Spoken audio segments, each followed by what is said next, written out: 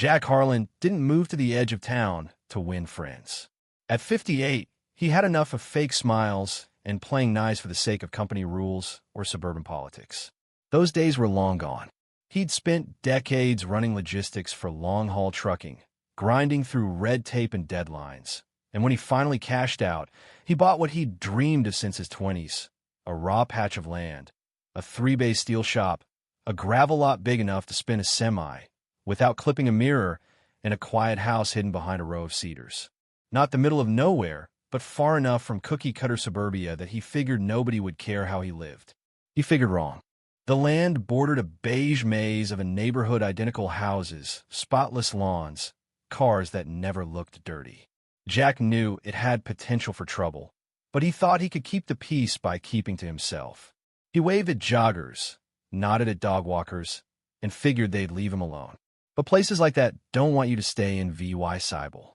They want you to fit their mold, to obey the unspoken rules of neat, quiet, predictable. That illusion shattered the day Jack parked his old 1979 Chevy Kodiak right on the property line.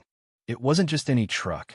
Faded red, dented bed, a welding boom bolted to the frame didn't run, and it didn't need to. It was a statement, half monument, half warning. Jack pointed its nose toward the neighborhood's cul-de-sac and welded a sign to the tailgate. Saw private property. Stay out. Saw to him, it was clear as day. This wasn't a park or a shortcut. It was his home, his work, his life. You don't stroll in Union VY Ted. You don't lean over the fence with opinions. You don't act like his land is yours to control. Simple, right? Not to them. Within 2 days, a laminated flyer appeared in his mailbox. No name, no number, just a lecture about community aesthetics and shared values. Jack tossed it in the trash and moved on. But the next Saturday, she showed up Linda Grayson, waddling up his gravel like she owned it, floral blouse stretched tight, oversized sunglasses flashing the truck's reflection. She stopped just shy of his property line, arms crossed, lips pursed like she was holding back a lifetime of complaints.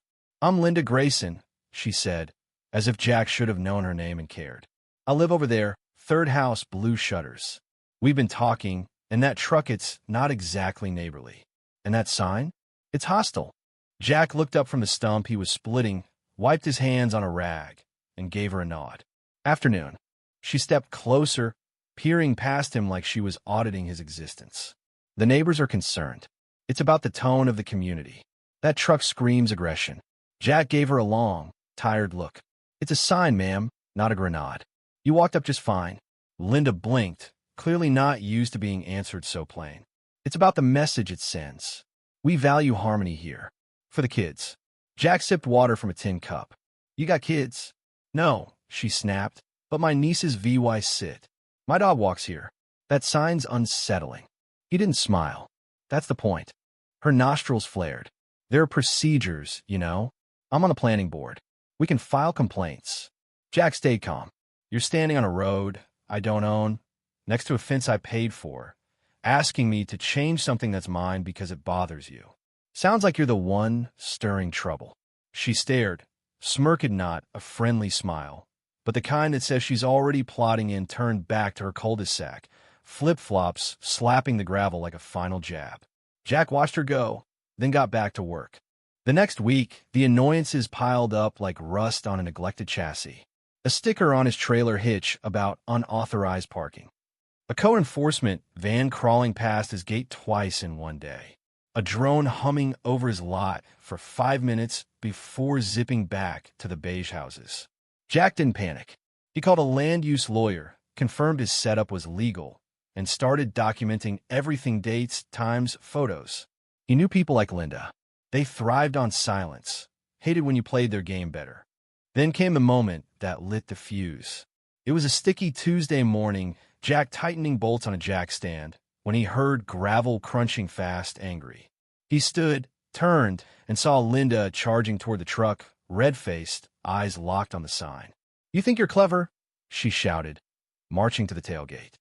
"You think you can scare people into Leah VYing you alone?" Jack stayed still. "You're trespassing," she hissed. "I'm fixing a blight." With surprising speed, she grabbed the truck's side rail, hoisted herself onto the bumper, and clawed at the sign. Jack didn't hesitate. He reached into the cab, flipped the switch on the air suspension he'd wired last fall, and the truck dropped 2 inches in a heartbeat. Just enough to tilt her balance. Just enough to send her flailing. Her grunt was more shock than pain, followed by a wet saw thud saw as she landed in the muddy drainage pit behind the truck. The muck swallowed her calves, her blouse stained dark, her hands scrabbling for grip. She screeched, "Help me." Jack stepped back, silent, watching. "Are you just going to stand there?" she wailed. He muttered, almost to himself, "Private property. Stay out." Then he turned and walked to his shop. He didn't laugh. He didn't gloat. But for the first time in weeks, he felt peace, not because she fell, but because she finally got it. This wasn't her world. The next morning was too quiet, like the air before a storm. No Linda, no flyers, just birds and the creak of his wind vane. Jack didn't trust it. Trouble like this doesn't end with a splash. It festers. Sure enough, a laminated envelope appeared, zip-tied to his gate, sealed with the county's code enforcement logo. Inside, a letter listed infractions, VY Sewell buffer violations, non-operational vehicles, drainage issues. The word saw CIVYL penalties saw were bolded. Jack sat at his kitchen table, staring at the paper. This wasn't about aesthetics anymore. This was Linda wielding the system like a crowbar. He got organized. He flew a drone to map his lot, photographed every inch gravel, trenches, equipment. He pulled plat maps, soil tests, receipts for drain pipes. Everything checked out, but he knew compliance wouldn't stop her. So he called Hal, a grizzled CIVYL engineer with a knack for blunt truth. Hal surveyed the land, pointed to the neighbor's drainage pipe. "Their runoffs flooding your swale. That's illegal without an easement." Jack felt the pieces click. Linda was projecting, accusing him to hide her side's violations. He filed Hal's report with his lawyer and built a counterattack. Then things got uglier. One night, Jack woke to a hiss and clinks outside. He grabbed a flashlight, stepped onto the porch, and saw his shed's lock clipped clean. Nothing stolen, but his fuel tank was tipped, gas pooling. He reported it to the sheriff, who shrugged it off. Jack upgraded his setup thermal cameras, floodlights, reinforced locks. A few days later, he caught Linda filming him from her driveway. Phone steady, eyes cold. He stared back, expressionless, saying without words, "Saw, I'm not going anywhere." Saw. The pressure kept mounting. Noise complaints despite legal work hours. A cease and desist order citing vague environmental rules.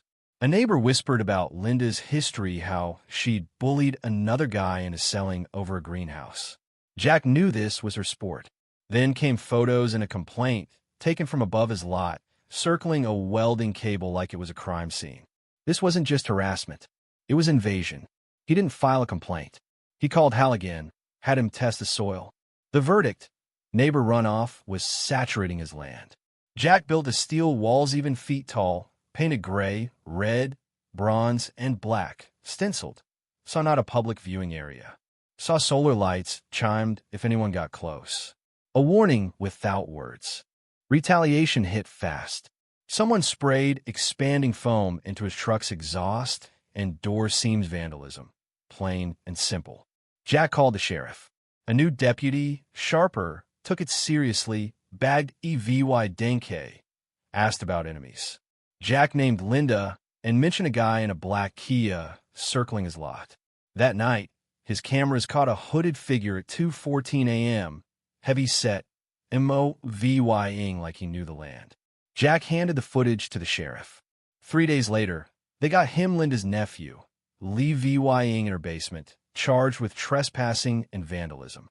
Jack filed a restraining order, tacking on Hal's drainage report, hinting at lawsuits if the runoff wasn't fixed.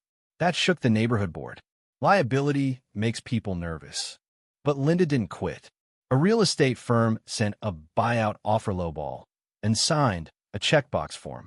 Jack framed it next to the foam can in his shop. A slick planner VY cited, pitching realignment packages for green aesthetics. Jack shut him down. "This is my land. I built it from dirt. You don't erase that with buzzwords." That night, he painted his shop in fire orange. Saw trace rotated and reported. This is not a negotiation. Saw. The war went quiet, but Jack knew silence meant planning. An invitation came for a community mediation at the county annex. He went, not to reason with Linda, but to see her play her hand. The room was beige, sterile. Linda sat with a lawyer, pearls gleaming, smile venomous. She spoke of VY Sewell degradation and safety risks, passing out doctored photos. Jack waited, then laid out his EVY Denke. Hal's report, the sheriff's file, a private investigator's findings tying Linda to county officials, and a redevelopment plan that erased his lot. He read one email from an official thanking her for neutralizing parcel irregularities. The room froze. The facilitator called a recess. No ruling, but the panel dropped the nuisance claim, citing ethics concerns. 3 nights later, Jack heard rustling. His motion light snapped on. He grabbed a flashlight, circled the shed, and caught a figure with a shovel, digging at his drainage trench. The man bolted to a truck with tape plates. Jack got the footage, called the sheriff. A federal liaison showed up, tying the truck to other land disputes. Linda's campaign had grown too big, roping in hired muscle and speculators. A state investigator VY cited, probing municipal corruption. Jack wasn't a suspectee, was a witness. The cul-de-sac went silent. Linda vanished, her porch neglected. The planning official she'd emailed was suspended. The redevelopment plan disappeared from a county site. Her house hit the market, sold fast to a quiet couple who kept to themselves. Jack went back to work, welding a new roof brace, pouring concrete. He kept the sign, dented and stained, now bolted by his gate. Saw private property. Stay out. Saw one evening. As the sun dipped, he stood by it, wrench in hand, thinking how close they'd come to breaking him. They didn't. He'd built for this. A kid on a skateboard rolled up one day. Is it true you made that lady fall in the mud? Jack looked up. She climbed where she wasn't welcome. The kid nodded and skated off. Jack didn't smile, but something settled inside him. The war was over. He'd won. What do you think? Was Jack a hero for standing his ground? Or did he escalate things too far? Should he have tried harder to compromise? Or was Linda's campaign too relentless to reason with? Could this have ended without someone Leah VYing? Drop your thoughts below. Hit that like button if you felt the tension, and subscribe for more stories that'll keep you glued to the edge of your seat.